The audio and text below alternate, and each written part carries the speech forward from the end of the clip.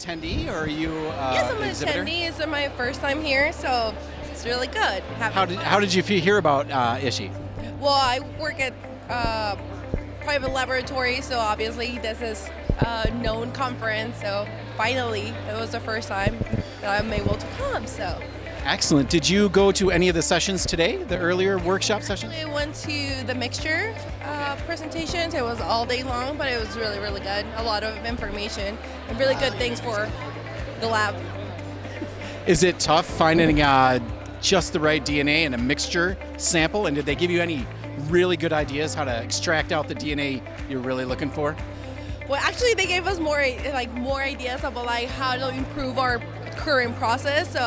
And how to perform better validation. So it's really good. Are there any talks that are coming up that you're looking forward to? Well, actually tomorrow we work at Sorenson Forensics, so we're gonna have a booth. So if someone wants to just go there and have more information about your lab, so that's what we're gonna be doing the next couple days.